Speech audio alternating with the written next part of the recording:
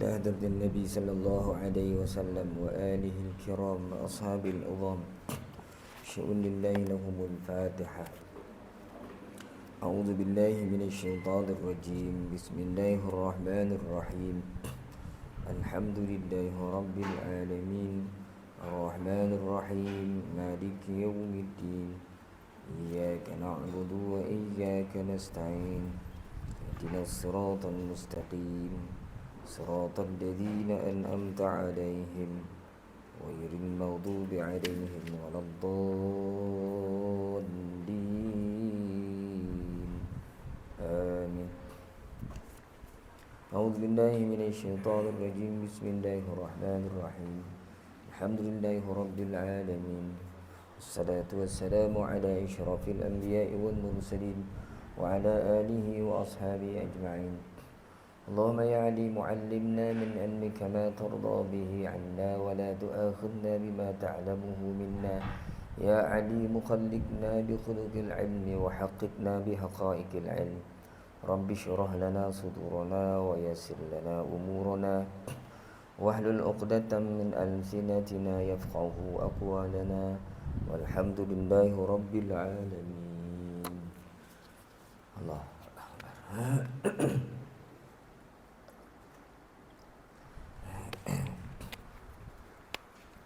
أعوذ بالله من الشيطان الرجيم. بسم الله الرحمن الرحيم. السلام عليكم ورحمة الله تعالى وبركاته.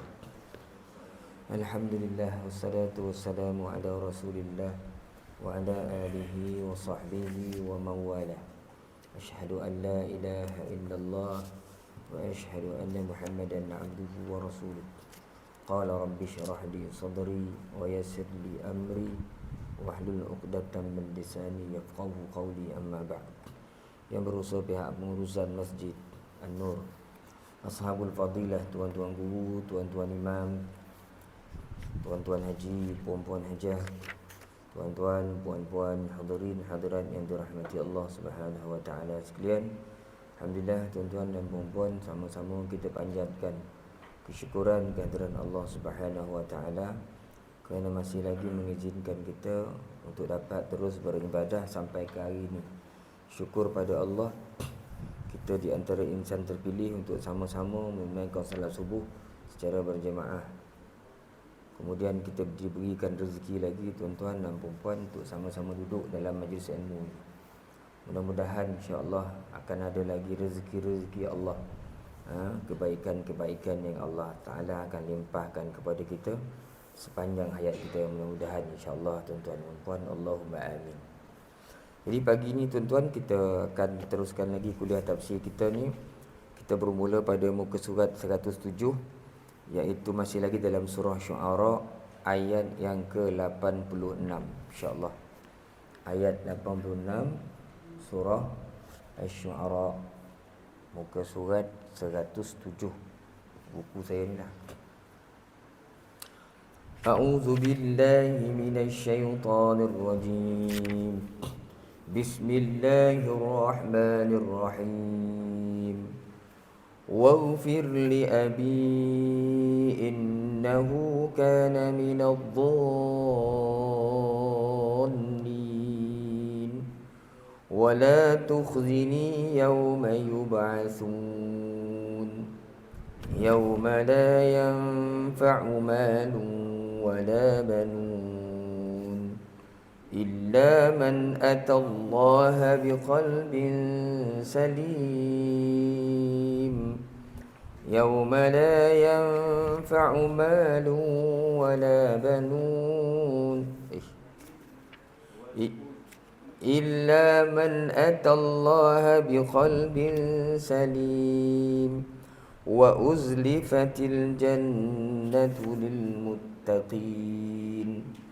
وبرزت الجحيم للغاوين وقيل لهم أين ما كنتم تعبدون من دون الله هل ينصرونكم أو ينتصرون فكبكبوا فيها هم والغاوون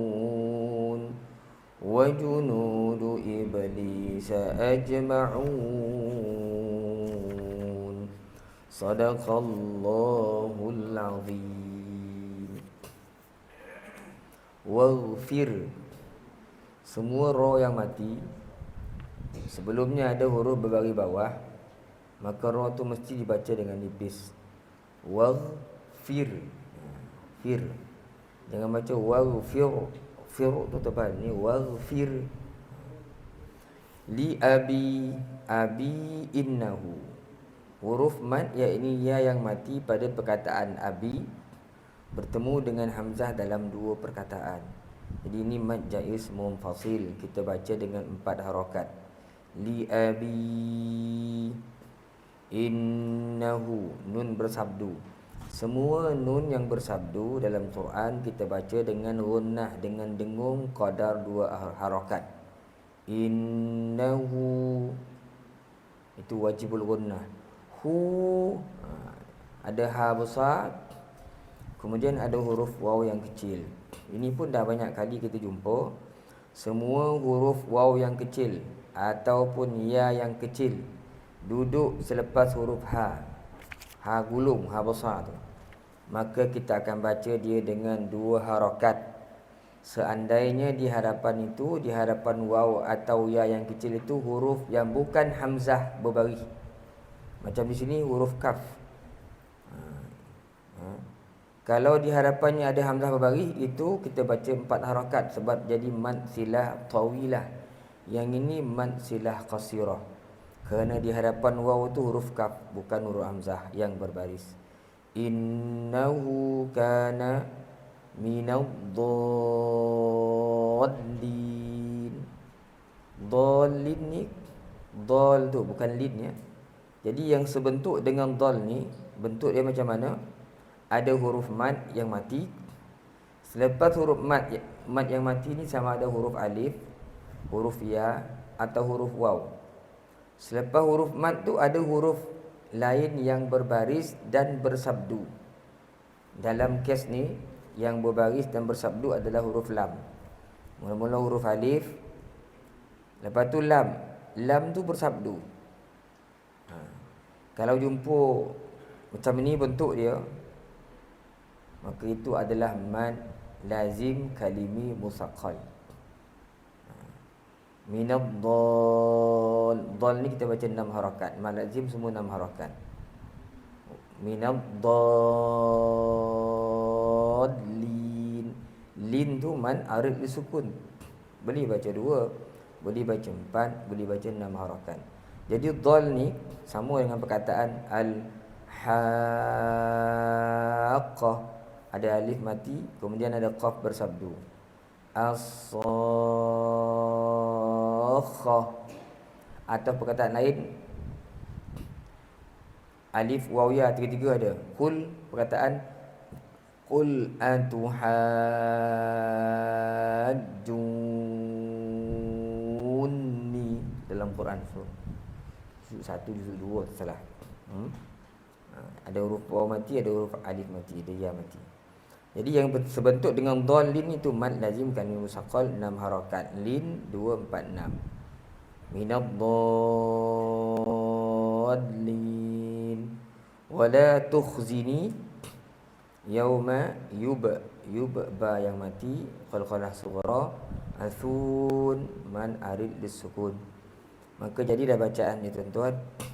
Waghfir li abi innahu kana minadh-dhallin wala tukhzini yawma yub'atsun.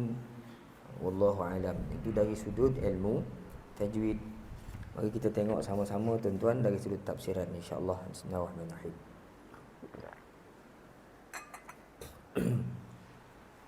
Waghfir li abi innahu kana minadh-dhallin. Kita masih lagi bincangkan ni doa-doa Nabi Ibrahim alaihi salam. Ampunkanlah ayahku. Nabi Ibrahim berdoa kepada Allah, dan ampunkanlah bapa saya, sesungguhnya dia adalah daripada golongan orang-orang yang sesat.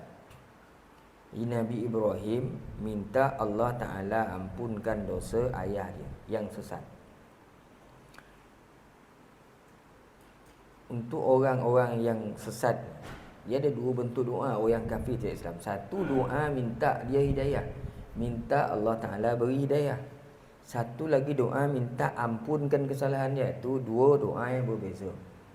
Jadi doa Nabi Ibrahim ni iaitu sebelum ada larangan untuk mendoakan orang-orang yang kafir. Nabi Ibrahim dia dah Nabi, dia tak boleh, walaupun Nabi dia tak boleh doakan saudara mara dia atas ayah dia sekali, kalau dah tentu kekufuran ayah dia. Sebab tu kalau tuan-tuan tengok dalam juzuk 11 surah Yunus, dalam tu ada sebut ma kana lin nabiyyi wal ladzina amanu ay yastaghfiru lil musyrikin walau kanu uli qurba min ba'di ma tabayyana lahum annahum ashabul jahim.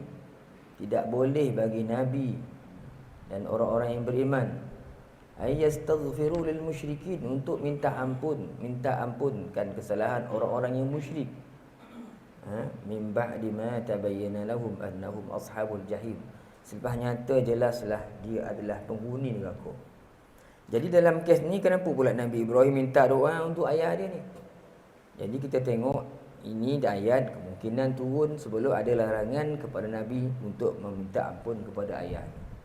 Sebab itu bawah tu ada ayat, lepas ayat tadi ada ayat wa ma kana istighfaru Ibrahim li abihi illa am mau'idatin wa'adaha iyyah falamma tabayyana lahu annahu aduwwun lillahi tabarra'a min inna Ibrahim la'awwabun halim. Tidak adalah doa Ibrahim itu untuk ayahnya. Nabi Ibrahim itu tak doa ayahnya ketika dia doa itu, melainkan kerana dia telah janji pada ayah dia untuk minta maaf, untuk minta ampun untuk ayah dia. Jadi dia berdoa itu sekadar nak lepas janji je lah. Sedangkan selepas dia tahu bahawa ayahnya itu adalah aduwwulillah tabarra'a min. Allah Ta'ala sebut selepas Ibrahim tahu ayah dia ini adalah aduwwul lillahi tabarra'a min, dia pun berlepas diri, tak nak doa ayah kita. Inna Ibrahim la'awwahun halim. Sesungguhnya Allah Ta'ala sebut Ibrahim ni dia penyantun lagi lembut hati dia. Dia mudah doakan ayah dia. Jadi selepas ayah dia tahu, dia tak doa dah kata. Dia tak doa dah lagi keampunan untuk ayah dia. Tapi kenapa doa? Doa ni kerana belum lagi turun larangan supaya mendoakan ayah. Belum lagi ada larangan mendoakan ayah yang kufur, tak boleh. Sebab sebelum tu dia dah macam-macam cakap kan, dalam tuan tengok dalam surah apa ya? Lumpur surah apa? Surah Toha atau surah Maryam kan? Kan dia bertengkar dengan ayahnya sampai ujung tu dia kata dia akan mohon ampun untuk ayah dia. Iz qala li abihi ya abati lima ta'budu ma la yasma'u wa la yubsiru wa la yughni anka syai'a. Wahai ayahku, ingatlah ketika mana Nabi Ibrahim berkata kepada ayahnya, wahai ayahku, kenapa engkau sembah sesuatu yang tak boleh mendengar, tak boleh melihat, tak boleh memberi manfaat langsung. Ya abati inni qad ja'ani minal ilmi ma lam ya'tika fattabi'ni ahdika siratan sawiyya. Wahai ayahku, telah datang kepadaku suatu ilmu, mana wahyu daripada Allah yang tak pernah datang pada engkau. Fattabi'ni, ikutlah aku, ahdika siratan sawiyya. Ikut aku tunjuk kau jalan yang lurus. Ya abati la ta'budi syaitan, inna syaitana kana lirrahmani asiyya. Wahai ayahku, banyak nasihat Nabi Ibrahim, jangan kau sembah syaitan. Syaitan ni dia berdahaka kepada Tuhan dia, Tuhan yang Ar-Rahman. Ya abati inni akhafu an yamassaka 'adzabun minar rahman fatakuna lisyaitani waliya. Ya Allah, ya Tuhan, wahai ayahku, aku takut kau buat macam nanti akhirnya Allah Ta'ala akan turunkan azab pada engkau, dan kau ketika itu jadi pelindung, jadi kawan kepada syaitan. Apa ayat tersebut? Qala ar-raghibun anta an alihati ya Ibrahim la illam tantahi la arjumannaka wahjurni maliya. Adakah kau jadi musuh? Kau bermusuh dengan aku, dengan Tuhan aku ni Ibrahim? Kau musuh dengan Tuhan aku ni. Kau tak berhenti buat kerja ni, aku akan rejam kau, aku baling kau. Tinggal dia suruh Nabi Ibrahim dengar. Apa jawapan Nabi Ibrahim tu?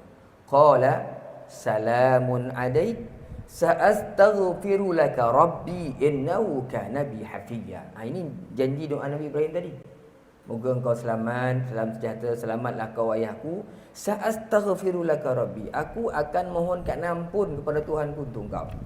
Innahu kana bi hafiyya. Tuhanku dengan aku cukup lemah lembut. Jadi ni janji Nabi Ibrahim masa pertongkangan ayah tu, dia dah janji dengan ayah untuk doakan dia.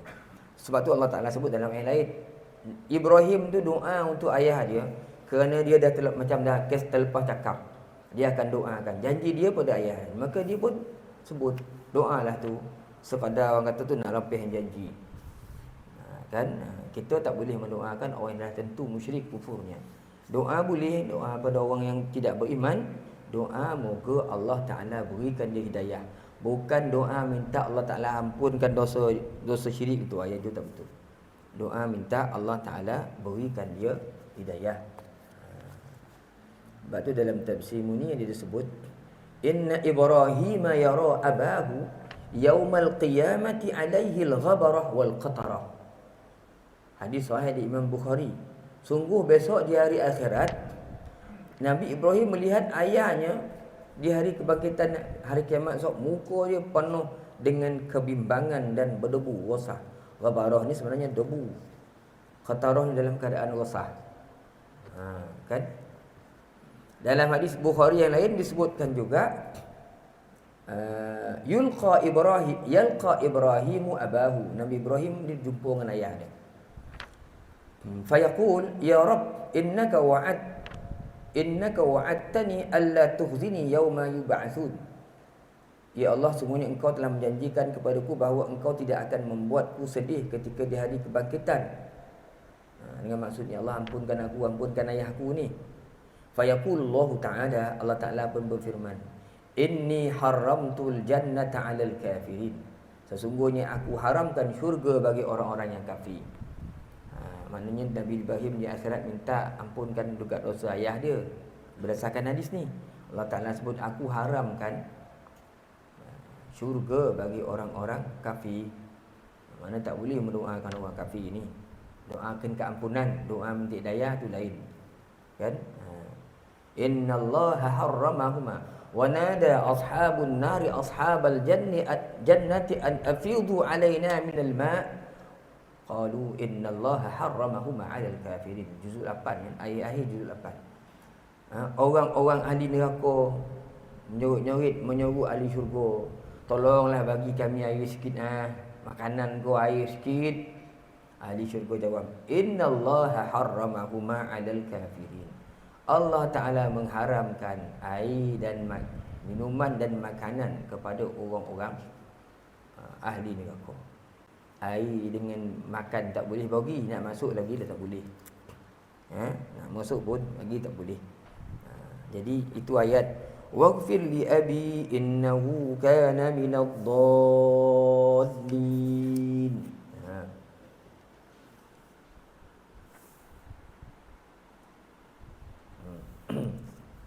Tadi. Kemudian ayat yang ke-87.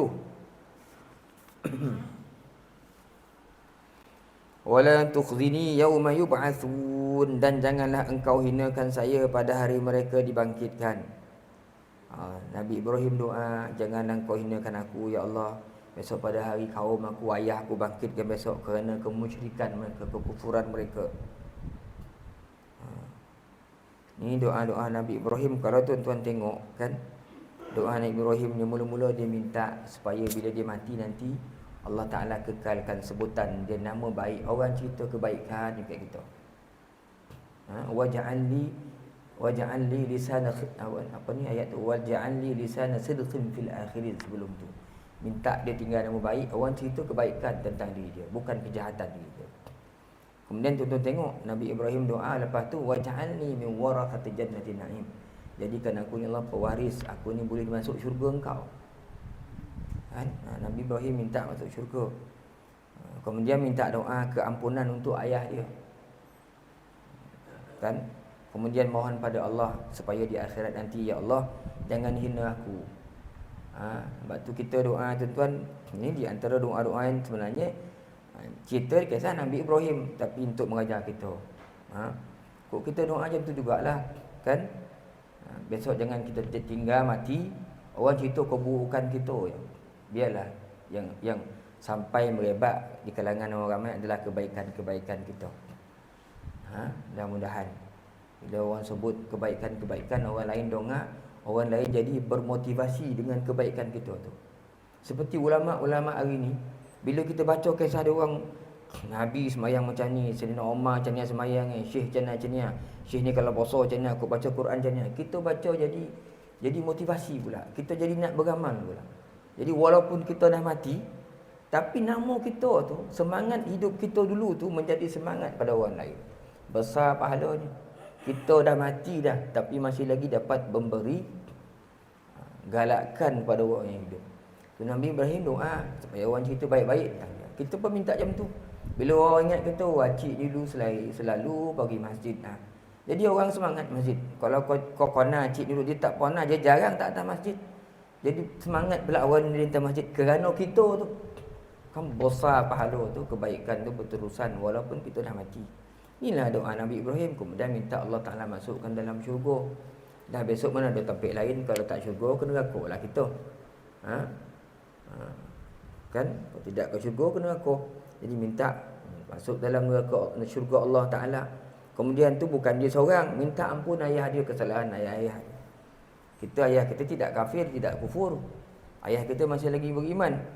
Sebab tu ulama-ulama fiqh menyebutkan, orang kalau satu hari itu tak berdoa untuk ayah mak dia, dia boleh disebut sebagai anak yang derhaka kepada mak ayah dia. Sebab itu saya ajar diri saya, tuan-tuan, kita ajar diri kita, lebih kita selawat pada Rasulullah, lebih kita puji Allah, selawat Nabi, kita doa untuk mak ayah kita. Allahumma ighfir lana dzunubana wa liwalidayna warhamhuma kama rabbawna shighara. Doa untuk mak ayah kita. Kita dan mak ayah itu Allah maghfir lana, kan kita kan tu waghfir untuk kedua ayah kita, lepas tu wali walidayna, ayah kita. Lepas tu doakanlah untuk orang beriman semua sekali. Allahumma ighfir ummat sayyidina Muhammad. Tak tahu bahasa Arab, bahasa Melayu. Allahumma ighfir ummat sayyidina Muhammad. Ya Allah, ampunkan umat sayyidina Muhammad. Warham ummat sayyidina Muhammad. Kasihanilah umat sayyidina Muhammad. Wastur ummat sayyidina Muhammad. Ya Allah, engkau tutup segala keaiban umat Muhammad. Sekarang ni kalau saya doa, saya tambah washfi ummat sayyidina Muhammad. Kau rawatlah, kau kesembuhkanlah orang yang kena penyakit. Zaman sekarang ni zaman Covid. Kan? Akhir sekali, wa aslih ummat sayyidina Muhammad. Kau perbaikilah umat sayyidina Muhammad ni, ya Allah. Doakan kesejahteraan untuk orang beriman, saudara-saudara kita yang menjadi pengikut pada Muhammad SAW. Lepas tu tuan-tuan doa lah, baru nak doa apa? Minta kebaikan dunia akhirat, minta hindahkan daripada api neraka. Dalam hadis banyak menyebutkan Nabi, antara Nabi yang paling banyak doa, Nabi berdoa, ya muqallibal qulub, sabbit qulubana ala dinika wa ala ta'atik. Ya Allah, ya Tuhanku, Tuhan yang membolak-balikkan hati, sabbit qalbi ala dinik, tetapkan hati aku ni di atas agama Engkau. Itu doa yang kita patut sering kita baca. Kemudian mohon pada Allah, wala tukhzini yauma yub'atsun, jangan Allah Ta'ala hina kita di akhirat besok. Kita ada banyak kesalahan-kesalahan. Pada hari besok Allah Ta'ala paparkan kesalahan-kesalahan manusia. Kita tak sanggup tengok kesalahan-kesalahan kita. Jadi tu doa, jangan engkau hinakan aku besok, ya Allah. Sedang Allah Ta'ala sebut alimil ghaibi wasyahadah fa yunabbi'ukum bima kuntum ta'malun. Tuhan yang mengetahui yang ghaib dan yang zahir dan yang tersembunyi, besok dia akan khabarkan, tunjukkan pada kita apa yang kita lakukan dulu. Sebab itu kena banyak doa pada Allah, minta Tuhan sembunyikan keaiban kita. Janganlah wala tukhzini yauma yub'atsun, janganlah hinakan kita di akhirat besok, pada hari kita dibangkitkan. Iaitu pada hari yauma la yanfa'u malun wala banun. Hari yang tidak memberi manfaat, la yanfa' mal, harta dan anak pinak. Kenapa disebutkan harta dan anak pinak ni, tuan-tuan? Kita tengok apa yang dituliskan oleh Ustaz Ahmad Sun Haji ni. Tuan-tuan tengok muka surat 109. Yakni pada hari kiamat nanti tidak ada manusia yang terlepas dari siksa Allah, walaupun dia akan ditebus oleh hartanya yang banyak dan bertimbun-timbun andai kata bumi ini penuh dengan emasnya. Dan dia juga tidak dapat ditebus dan ditolong oleh anak-anaknya yang banyak. Tetapi yang mendatangkan guna bagi seorang di akhirat ialah apabila dia nanti membawa hati yang ikhlas, datang dengan hati yang bersih dari dosa, tidak dipengaruhi oleh keinginan hawa nafsu yang tidak mengenal puas, hati yang tidak dikotori oleh perasaan tamak dan kemewahan hidup di dunia. Jadi kata Ustaz Ahmad Sun Haji, besok orang di akhirat tak terlepas daripada siksa Allah ni yang bersalah. Kan? Walaupun dia banyak harta, harta tak beri manfaat. Walaupun dia banyak anak, anak pun tak beri manfaat. Walau anna likulli nafsin zalamat ma fil ardi laftadat bih. Kalau semua jiwa-jiwa orang-orang yang menzalimi diri, berlaku zalim atas muka bumi ni, kalau dia ada rata lah, laftadat bih, dia akan cuba untuk bayar pada Allah, minta lapis azab. Wa asarrun nadamata lamma ra'awul azab wa qudiyal amru bain. Disebutkan dalam ayat tu kan, wa asarrun nadamata lamma ra'awul azab. Mereka menyembunyikan penyesalan mereka setelah melihat azab Allah SWT datang kepada mereka. Sosal lepas itu. Dalam Quran banyak sangat ayat menunjukkan orang cuba untuk bayar dengan harta, sedikit pun tak beri manfaat di akhirat besok. Begitu juga dengan anak. Dikhaskan sebutan anak-anak di sini kerana anak-anak itulah orang yang paling hampir kepada bapanya yang dapat diminta supaya mempertahankannya dan menolongnya.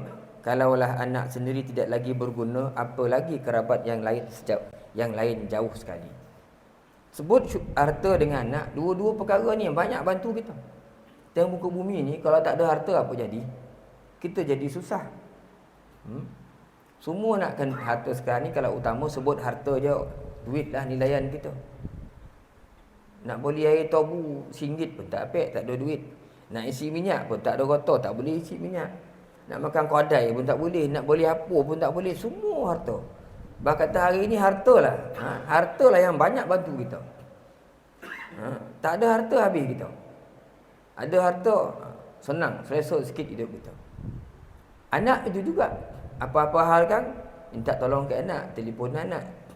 Anak dah ada besar, dah ada usaha sendiri, ada kerja sendiri, ada keuangan sendiri, boleh bantu.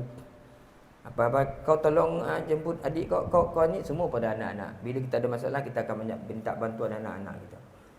Anak lagi bila kita dah betul-betul tua, betul tak larat, anak-anak kita jaga kita. Lebih-lebih lagi lah bila kita dah tak boleh jalan lagi, terdampar ya, terduduk ya, terkatil, siapa yang bantu kita? Memang anak-anak kita dulu. Kok anak tu boleh bantu? Kalau anak tak nak tolong, saudara mara lain lagi dia tak boleh tolong. Sebab itu Allah Ta'ala sebut harta dengan anak.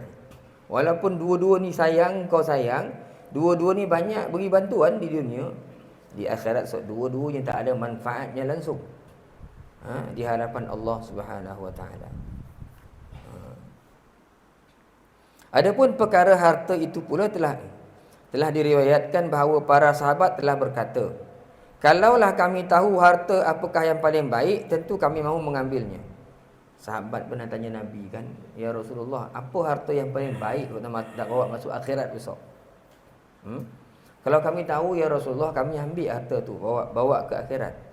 Maka Nabi jawab dengan sabdanya, harta yang paling baik tu, Nabi sebut afdaluhu, bila afdal ni yang paling baik sekali.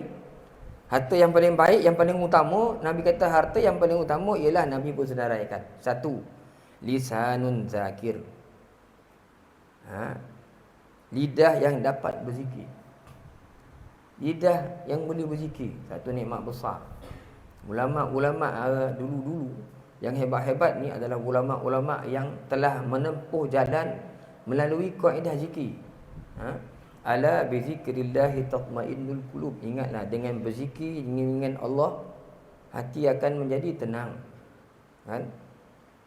Orang-orang dahulu dengan zikir-zikir ni, ahli-ahli sufi kita banyak zikir ni lah, amalan yang ampuh, yang menggunakan lidah pastinya banyak menyebut, sama ada secara perlahan-lahan, la ilaha illallah, ataupun kuat secara jahar. Satu ni harta yang paling berharga, yang paling utama, lidah yang boleh berzikir. Kedua, qalbun syakir, hati yang dapat bersyukur. Kenapa Nabi sebut hati yang bersyukur ni? Dia tak lepeh kalau mulut dia bersyukur dah, kan? Hati mesti merasai apa yang kita sebut, barulah ada faedah. Kalau hati yang rasa, amalan tu jadi seronok. Kalau sekadar mulut yang rasa, lama-lama dia akan mewariskan malal, jemu. Tersebut-sebut lama-lama tak rasa apa pun.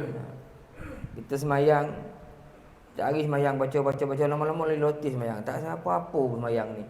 Dah 30 tahun semayang, letih semayang, tak apa-apa, kita rasa macam tu. Tapi setiap kali semayang, kita fahami apa yang kita baca, kita hayati dengan hati, amalan tu dia akan bertahan. Kita baca Allahu Akbar, Allahu Akbar, Allah Maha Besar, angkat takbir. Kita dah yakinkan diri kita ni, sekarang ni tak ada yang besar kecuali Allah Ta'ala je, dia yang besar.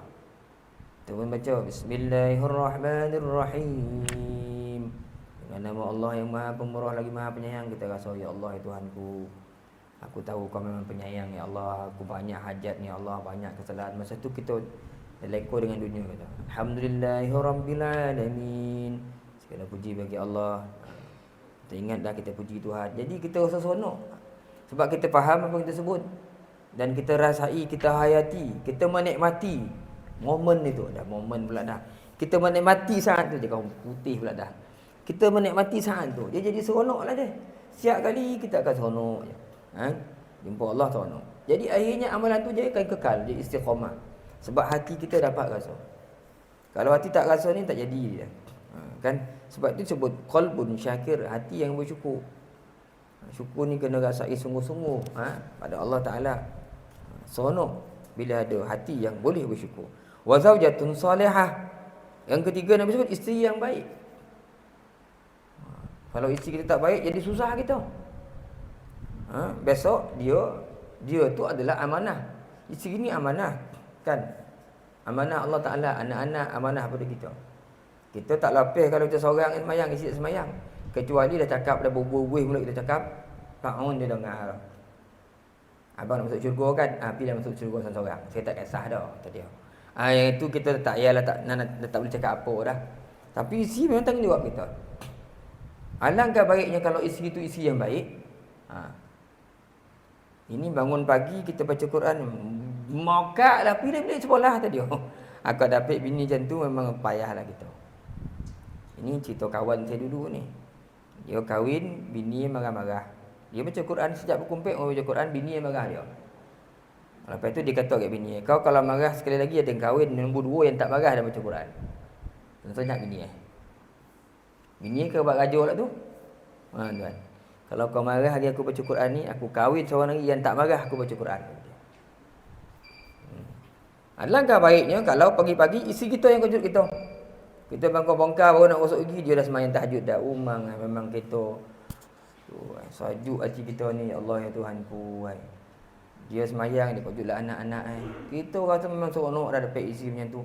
Isi ni besok, ya Allah. Inilah jadi chief mem besar dalam syurga besok. Dah cerita Piramli lah kan. Ini mem besar dalam rumah ni. Jadi isteri yang solehah tu confirm dia akan jadi mem besar dalam syurga besok. Jadi mem kepada bidadari yang lain untuk suami dia, kan? Kalau isi okey tuan, Allahu Akbar. Habislah. Inilah nikmat besar dalam dunia ni, antaranya isteri yang solehah, isteri yang baik. Kita dah settle lah, tak payah nak suruh dia pakai tudung lagi dah. Dia dah pandai, dia dah pandai jaga aurat dia, pandai jaga perlakuan dia, pandai jaga harta suami dia, anak-anak dia. Dia mainkan peranan yang baik sebagai isteri, pembantu kita atas muka bumi ni. Masya-Allah tuan-tuan. Selamatlah hidup kita, insya-Allah, kalau isteri yang baik. Itu sebab bila nak cari isteri kan, Nabi sebut tungkahul mar'ah li arba'. Perempuan tu dikahwini kerana kecantikannya, kan? Kerana keturunan, kerana harta dia, kerana agama dia. Pilihlah. Fazbar bi zatid din taribat yadak. Pilih kerana agamanya, kamu aku untung besar kamu. Itu juga kalau kita cari menantu. Jangan tengok kereta ya. Tengok dia sampai tak tengok muka tu, ada tak muka-muka tiang masjid. Kalau muka macam tiang masjid, tiang surau tu, sesuai je menantu kita. Tapi kalau kereta besar tapi muka macam muka kelab malam, tak payah tu dah. Itu memang menyusah kita suatu hari nanti, tuan-tuan. Allah. Bismillahirrahmanirrahim.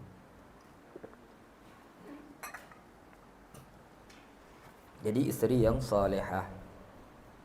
Macam kita cerita dulu kan, Abdullah bin Zubair semayang, anak amin sebelah, ular bolid anak menjorit-jorit, dia khusyuk, tak sedar dia anak tu kena bolid ke ular. Kalau tuan-tuan mesti ingat cerita ni lagi. Anak kena bolid ke ular, anak Abdullah bin Zubair, Yusuf nama dia. Dia semayang khusyuk sangat sampai tak perasan anak dia menjorit-jorit. Ular tu jatuh daripada bumbung rumah. Datang bini bunuh ular tu. Lepas tu dia pun sedar lepas semayang. Dia kata macam sayup-sayup dengar tu orang bising tu dia. Apa tu? Isteri dia jawab. Apa tu jawapannya? Moga Allah merahmatimu wahai suamiku. Anak kita tadi hampir mati. Boleh dia ular. Kau tak sedar khusyuk nak semayang. Bini tak marah. Sebab walaupun nyawa anak nak melayang ni. Moga Allah merahmatimu. Tu ciri-ciri isteri yang solehah tu. Kita pernah angkat muka angkat lelaki. Kan? Bini kita pokak betul lah, khusyuk benar lah semayang itu. Anak nak nyorit kata kan. Bukan bini orang bawah ni, bini orang tempat lain ni. Bila Afrika Selatan mungkin, Uganda mungkin. Bini kita tak baik, bini kita. Kan? Pokak ke apa tu. Anak datang jorit-jorit. Dia tak bangun bungkih tak tegak sadar tu. Mudah-mudahan isi kita soleh. Saya ada satu orang tua tuan masa tu dulu. Mula nak kahwin tu lah, ada orang tua pakcik tu. Saya pun tak percaya ke cakap dia. Tapi bila berlaku dalam keluarga saya sendiri, kan. Kita tengok ramai-ramai saudara kan, asah tuan-tuan. Dia pernah sebut dengan saya, ustaz nak tahu tak ada. Besok kalau ustaz kahwin, beritahu anak orang rumah tu, kalau nak mudah bersalin, jangan angkat muka pun dengan lelaki. Saya kata, betul lah orang tua ni, mana hadis ni kan. Kita pun tonga je. Kalau orang perempuan nak mudah bersalin, beritahu anak-anak kita. Ini memang betul tuan, saya banyak jumpa. Kau nak mudah bersalin, tak sakit, kau perempuan bersalin pertama ni 16 jam dengar kan. Lama sakit itu. Jangan angkat muka dengan suami. Sampai nak awak tak nak, ayo. Kalau suami tak betul, cakap baik-baik. Kan? Osah tuan, saya jumpa ada seorang lah, tak payah sebutlah. Yang saya jumpa bukan seorang, banyak kan 2-3 orang. Sahabat saya seorang, saudara saya seorang. Memang tak pernah lah dia menampakkan tak puas hati tu. Baik dia belakang suami atau kat depan suami. Kita kadang-kadang bini kita ada masuk kan. Abang ni, itu pun tak boleh kau. Tak boleh fikir kau. Bukan bersabar. Itu pun cakap-cakap tu kadang-kadang kok kita masa muda, kita okey. Pindah tua-tua ni kadang kita je topek terasa tu kan. Bini marah kita. Copek tu kan. Kita ni lelaki walaupun macam ni nampak macam gagah besar-besar, bila dah tua-tua ni kita rasa sensitif tu dia tinggi. Kok bini kita macam tu pun kita dah terasa dah. Walaupun kita tak tunjukkan kita marah. Itu pun tak tahu kau. Dia cakap macam tu ya. Tak ada marah macam gurau, kita pun terasa kadang-kadang tu. Kan? Ataupun dia tak angkat motor tinggi. Abang pun iyalah contoh kan. Toy ambil tak ala lokek abang lah ambil. Kadang-kadang itu pun jadi kemarahan kita. Macam tu pun tak nak. Jangan cakap ilmu-ilmuan. Insya-Allah tuan. Memang mudah bersalin. 6 orang anak Bawa aja lah lelaki kita rumah nak tengok. Lah dah lopeh lah. Lama kono anak kompet tak boleh tunggu dengan kau ni senang pun. Kau salin macam cucing salin macam tu pula. Masuk salin. Anak salin tuan. Seorang sahabat saya tu berapa orang nak 5 orang 6 orang nak. Memang senang macam apa. Tengok bini memang macam tu lah bini. Bukan bodoh ya. Taat kan bodoh lah kita tak, bukan bodoh, taat pada suami tu kan. Kan kalau kita ngaji kitab Muhimmah fil Hadis kan. Kita tengok kitab Muhimmah fil Hadis ni cerita kitab tu kalau tuan-tuan ngaji, dia ceritakan bagaimana hubungan isteri sepatutnya berinteraksi dengan suaminya. Bagus saya 2 kali 3 kali khatam dalam kitab tu di Quran juga tuan. Macam mana seorang isteri sepatutnya berhubung dengan suami, menghormati suami dia. Sehingga disebut dalam kitab tu, kalaulah seorang isteri tu nak cuba tunaikan hak suami, hatta kalau dia jilat daripada rambut sampai ke kuku kaki suami ni, dalam kitab tu ada sebut, dia belum lagi dapat sempurnakan hak suami. Mana suami ni besar. Kalau anak tu syurga bawah tapak kaki ibu dia, tapi kalau isteri ni bawah tapak kaki suami dia. Sebab itulah isteri yang boleh sami'na wa ata'na, kami dengar, kami taat, ya. Kalau dia tak puas hati, dia cakap dengan ni, masya-Allah, isteri itu akan dapat kebaikan yang banyak. Banyak. Isteri yang salihah. Kemudian tu'inul mu'mina ala imanihi, yang dapat menolong orang-orang mukmin menguatkan imannya. Jadi lidah, hati yang bersyukur dengan isteri yang salihah yang dapat menguatkan imannya. Lidah zikir, hati syukur. Kemudian isteri yang solehah yang sering bantu kita beri galakan. Itu yang dapat menolong menguatkan keimanan kita di hadapan Allah. Inilah Nabi sebut harta yang bernilai, yang berharga. Saat kita malis, kita latih bini kita, kata, bang, dah 2 hari dah abang tak pergi surau, pergi masjid ni, ada apa, sakit ke? Nak tahu boleh? Kita pun tersadar, oh, rumah kita nasihat kita, jangan rumah kita eloklah bang, kalau abang pergi masjid pun tak ada bondo pun. Rumah pun sembahyang fardu kifayah ya tu tadi. Ada imam tu, ada Bilal tu, paling tidak pun 2 orang saja ada siap, ada imam tadi. Kita pun nak yalah kita sembahyang kat rumah layang, rugilah kita. Tapi kalau isteri tu suruh suami pergi, dia tak pergi, insya-Allah suami isteri tu pun akan dapat pahala sebab isteri dapat. Sebab addalu ala khairi kafa'ilihi. Orang yang suruh buat baik, dia akan dapat kebaikan seperti mana orang yang buat, dengan tak mengurangkan pahala orang yang buat. Isteri tu mungkin dia terkejut di akhirat, banyak nak pahala ni, bilalah sembahyang jemaah ni, rupa dia jadi pendorong pada suami dia, pada anak-anak dia. Kau ikut abah kata pergi tadi. Dah kejut anak-anak ada. Kan? Isteri inilah yang kita nak menjadi pendorong, penguat kepada keimanan kita, tuan-tuan. Wallahu a'lam. Ayat yang ke-90, tuan-tuan. Wa uzlifatil jannatu lil muttaqin, dan didekatkan syurga itu kepada orang-orang yang takwa. Yakni muka surat 110, tuan. Syurga pada waktu itu menjadi dekat kepada orang-orang yang bahagia. Mereka dapat melihatnya, mereka akan gembira kerana dihimpunkan dekat kepadanya, dan merekalah golongan orang-orang takwa, iaitu memelihara dirinya dari segala kejahatan. Tertinggal, tuan. Illa man atallaha biqalbin salim. Maaf tuan ya, ayat 89 tinggal. Tak ada guna harta anak-anak melainkan yang berguna pada hari kiamat nanti, man atallaha biqalbin salim, siapa yang datang pada Allah dengan hati yang bersih. Jadi qalbin salim ni hati yang bersih. Saya sempat tengok pagi tadi, tuan-tuan, tafsir Qutubi saya tengok. Saya buka, maka di sana ada dibawakan, disebut oleh Imam Qutubi, ulama-ulama berselisih pendapat, khilaf pada menafsirkan ayat qalbin salim. Apa maksud hati yang sejahtera, hati yang bersih ini? Jadi ada pendapat daripada Qatadah, Ibnu Zaid umpamanya, dan majoriti ulama tafsir menyebutkan maksud qalbin salim ni iaitu orang-orang yang datang kepada Allah dengan hati yang bersih. Ni hati yang bersih itu hati macam mana? Iaitu kata Qatadah, Ibnu Zaid dan majoriti kebanyakan ulama tafsir menyebutkan iaitu hati yang selamat daripada keraguan dan syirik kepada Allah. Dia tak pernah ragu dengan Allah, tak pernah mensyirikkan Tuhan. Itulah hati yang disebut sebagai qalbin salim. Itu kata Qatadah, Ibnu Zaid dan kebanyakan ulama tafsir. Namun di sana ada pandangan yang lain, umpamanya seperti pandangan Sa'id bin Musayyab, yang mengatakan maksudnya qalbin salim ni adalah hati orang-orang yang benar-benar beriman.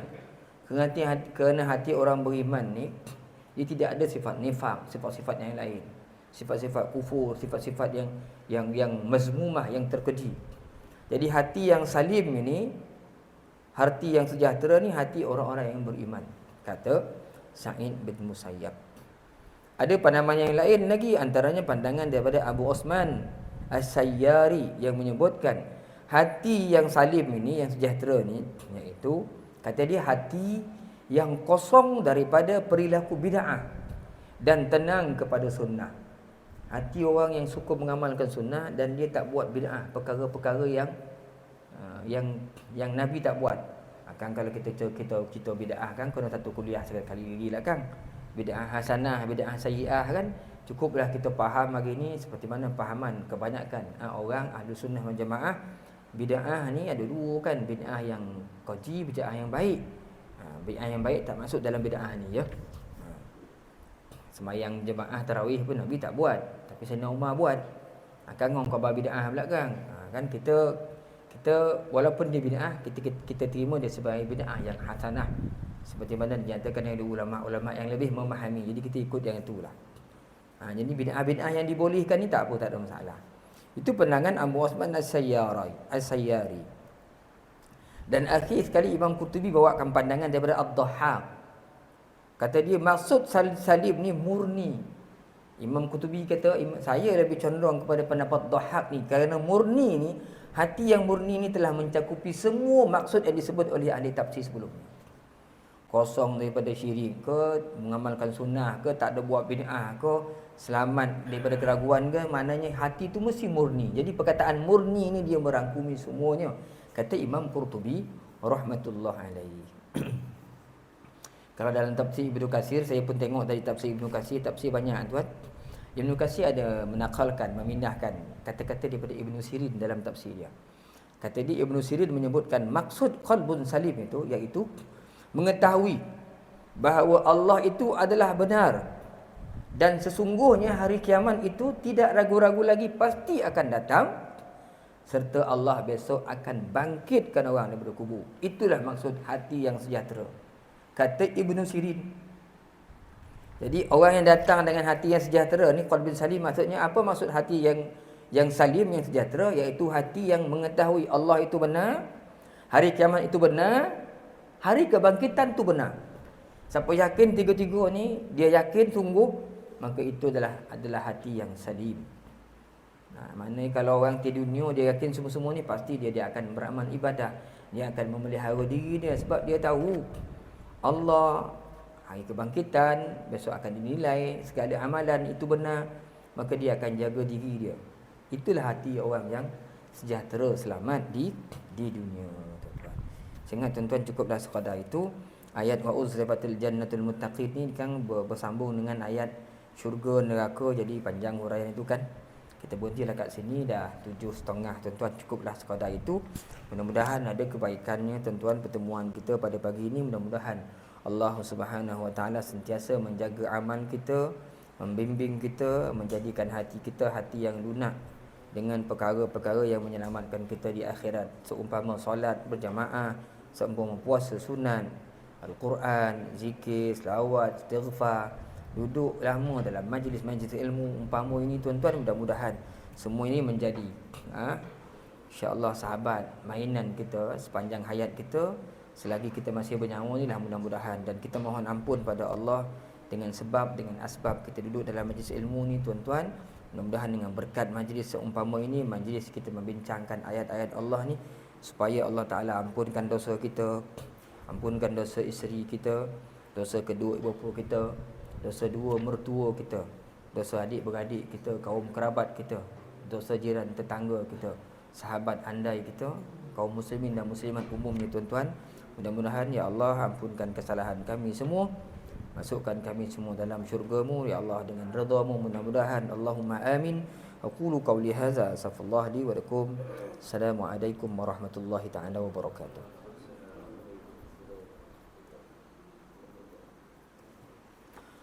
Allah, ada soalan tuan-tuan? Kalau dapat jawab saya jawab, kalau tak dapat jawab saya hutang dululah. Ni dah 1.4, kita tak payah lagi sembahyang jarak-jarak kan, betul tak? Ya. Mask kena pakai jugalah. Sekarang pun semalam saya pergi apa? Pergi kematian nenek saya.